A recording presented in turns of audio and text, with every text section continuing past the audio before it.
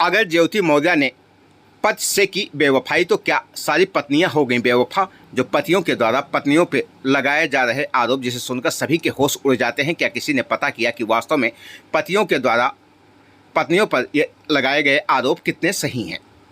आप सभी का सबसे तेज खबर साउथी चैनल में स्वागत है। चैनल को लाइक शेयर एवं सब्सक्राइब के साथ ही घंटी का बटन दबाना न भूलें, जिससे हर खबर आपको सबसे पहले मिलती रहे। उत्तर प्रदेश में ज्योति मौर्य की खबर सामने के आई। लगातार उत्तर प्रदेश के अलग अलग हिस्सों से ऐसी तस्वीरें सामने आने लगी। लगातार पति सामने आकर अपनी ही पत्नी पर बेवफाई का आरोप लगाने लगे। ऐसा ही मामला उत्तर प्रदेश के श्रावस्ती जनपद से भी सामने आया है, जहां पर बस्ती जिले के पति की पत्नी श्रावस्ती जिले में तैनात है और पति रो रो कर कह रहा है कि पत्नी ने उसके साथ बेवफाई की। उसने सारा जमीन जायदाद बेचकर उसे पढ़ाया लिखाया, लेकिन जब पत्नी को नौकरी मिल गई तो पत्नी लगातार उसके साथ बेवफाई कर रही है। आप लोगों ने पीसीएस अधिकारी ज्योति मौर्य के बेवफाई कहानी के साथ कई पत्नियों की बेवफाई की कहानी भी सुनी कि आखिर पतियों के द्वारा पत्नियों को पढ़ा लिखा कर अधिकारी या नौकरी दिलाई गई, जिसके बाद पत्नियों के द्वारा पतियों को छोड़ दिया गया। लेकिन आज जो हम आपको बताने और दिखाने जा रहे हैं वो इससे कहीं अलग है। उत्तर प्रदेश के बस्ती जिले के धर्म सिंहपुर गांव के रहने वाले अमित कुमार के द्वारा अपनी ही पत्नी पर आरोप लगाते हुए बताया गया कि उनकी शादी अर्चना नाम की लड़की से 2011 में हुई थी, जिसके बाद उनके द्वारा अपने पत्नी को पढ़ा लिखा कर उसे नर्सिंग का कोर्स कराकर उसे नौकरी दिलवाया गया, जो आज के समय में श्रावस्ती जिले के जिला चिकित्सालय में स्टाफ नर्स के पद पर तैनात है।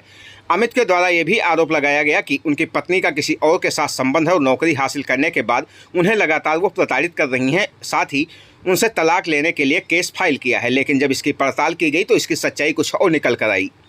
अमित कुमार की पत्नी अर्चना के द्वारा मीडिया के सामने आकर अमित कुमार के कुकर्मों की पोल खोल दी। अर्चना ने बताया कि मेरी शादी 2006 में हुई है, मेरा गौना 2013 में गया। हमने 2011 में जीएनएम का एडमिशन लिया, जो हमारे पिता के द्वारा कराया गया। हमारे पति के द्वारा लगातार झूठ बोला जा रहा है। उनके द्वारा ना तो हमारा एडमिशन कराया गया 2006 में हुई है और मेरा गौना 2013 में गया है। हम 2011 में जीएनएम का एडमिशन लिए हैं, जो कि मेरे पिताजी द्वारा किया गया है। और फिर 2015 में मेरे जो ट्रेनिंग कंप्लीट हुई है उसके बाद में हम वहाँ रहने लगे हैं। इस बीच में वो हमें मारते पीटते थे और पैसे की डिमांड करते थे कि दान दहेज कम लाई हो, अपने बाप से फिर से मांग के पैसे ले आओ। उसके बाद में इसी बीच में मेरी नौकरी भी लग गई है 2019 में। वो हमें बहुत मारते पीटते थे। जहाँ हम जॉब करते हैं वहाँ भी सारे स्टाफ के पास फ़ोन करना, मारना पीटना। और जो ये आरोप लगाए हैं वो कि कोई आता जाता है, ये बिल्कुल गलत है। वही आए हैं और जब भी आते थे मारते पीटते थे, कहते थे तुम्हें जान से मार दूंगा, तुम्हारी नौकरी ले लूँगा। वो कई बार हमें जान से मारने की भी कोशिश की है। वो पैसे की डिमांड करते थे, जो भी मेरी सैलरी जितनी बनती थी हम उनको सब देते थे, लेकिन वो कहते थे कि और पैसे चाहिए, इतने नहीं। उनकी आदत खराब थी, वो पीते बहुत थे। इसीलिए ये जो आरोप लगाए हैं कि ज़मीन बेच के पढ़ाई लिखाए हैं, ये बिल्कुल सरासर झूठ है। पढ़ाई में उनका कोई योगदान नहीं है। वो मेरे पिताजी करवाए एडमिशन और ये रसीद भी रही उसका, फीस का सब मेरे पिताजी ने दिया है। ये किस सन का आपके पास रसीद? ये 2011 से लेके 2015 तक का है, सारा रसीद है। इसमें जितना फीस लगा, ट्यूशन फीस, हॉस्टल फीस और ये जो भी एग्जामिनेशन फीस है, सब इसमें है रसीद। और जो ये उन्होंने ये भी बोला कि मेरे वहाँ हॉस्टल में हम रहते थे, वहाँ सीसीटीवी कैमरे भी लगे थे, वार्डन भी थी। अगर जो कोई मिलने जुलने आता था, रजिस्टर बना था, उस पर साइन होती थी उसके। और अलग मतलब विजिट रूम था, उसमें लोग मिलते थे, जो भी मिलने वाले आए गार्जियन। हम 2021 में अपने स्तर से हम पूरी कोशिश किए हैं अपने उससे कि सुधर जाएं। मेरे पास एक बिटिया भी है, उसको भी बहुत मारे पीटे हैं। हम अपने स्तर से पूरा कोशिश किए कि ये सुधर जाए, लेकिन जब हमें लगा कि बात मेरी जान पे आ गई है तो हम केस फाइल किए हैं 2021 में। और 2 साल से मेरा एक कोर्ट में केस चल रहा है। हम पहले भी बताए हैं कि वो पढ़ाई में मेरे पापा पढ़ाएं, उसका जो कि पूरा फीस का सब कुछ मेरे पास है। पढ़ाई के लिए उनका या उनके घर वालों का कोई योगदान नहीं है पढ़ाई में। वो ज़मीन किस लिए बेचे, किसके लिए बेचे, हमें नहीं पता।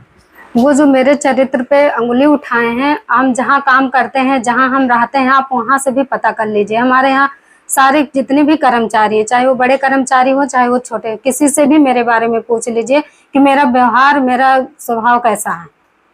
और जहाँ हम रहते हैं वहाँ से भी आप पूछ सकते हैं। वो हमें कई बार मारने की कोशिश किए हैं, बोल रहे, वो हमेशा बोलते थे कि तुम्हें जान से मार दूंगा, मार के तुम्हारी नौकरी ले लूंगा, और बोलते थे कि तुम्हें कहीं का छोड़ूंगा नहीं। वो कई बार ये भी धमकी दिए हैं कि तुम्हें ऊपर तेजाब डाल के तुम्हें बर्बाद कर दूंगा, तुम किसी के मुंह दिखाने लायक नहीं रहोगे। मेरी बिटिया, हम जब से पैदा हुई है हम दोनों लोग मायके में ही, बिटिया मेरी मायके में ही रही है। यहाँ अभी वो आते थे, बस पैसे लेते थे और मार पीट करते थे। वो कई बार हमें रस्सी से भी बांधने की कोशिश की है, जो कि मेरे मकान मालकिन भी आके बचाई हैं वो हमें। आपका क्यों आप इधर उधर परेशान हैं? सर मैं बहुत परेशान हूँ। मेरी शादी 29/5/2011 को अर्चना पुत्री लवकुश प्रसाद ग्राम भुवनपुर थाना कप्तानगंज के साथ हुई थी। ब्याह के उपरांत मेरी पत्नी ने कहा मुझे नर्सिंग का कोर्स करना है, तो मैंने कहा अभी स्थिति ठीक नहीं है, पैसे की बहुत समस्या है।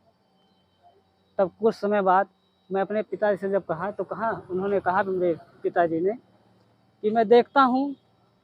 तो उन्होंने कुछ पैसे इकट्ठा किए कर्जा वर्जा लेकर, तब जाके Raj nursing paramedical college Gorakhpur में एडमिशन दिला दिया मेरी पत्नी को। वो वहीं पर हॉस्टल में भी रहती थी, और एडमिशन शुरू हुआ तो वहीं पर एक मिश्रा जी थे, उनके संपर्क में आ चुकी थी। कुछ समय बाद पता चला तो ये कहने लगी मेरे मित्र हैं, और आए दिन फ़ोन से बात भी करती थी। और क्या स्थिति है? स्थिति सर बहुत ख़राब हो चुकी है मेरी, और मुझे समझ में नहीं आ रहा था मैं क्या करूं। तो मैंने देखा कुछ प्रकरण ऐसे निकल रहे हैं, तो मैं यही उम्मीद लेकर आया हूं कि हो सकता है, मुझे पूरा विश्वास है कि हो सकता है मुझे भी वैसे न्याय मिल जाए। तो किससे न्याय मांग रहे हैं आप, योगी जी से? मैं योगी जी से मानता हूँ, कानून व्यवस्था से मानता हूँ। तो अब आपकी पत्नी आपके साथ नहीं रहना चाह रही, क्या है मामला? मामला यह है सर कि मेरे पिताजी ने खेती बेचकर उनको नौकरी वोकरी पढ़ाया लिखाया, नौकरी पा गई, सरकारी स्टाफ नर्स हो गई।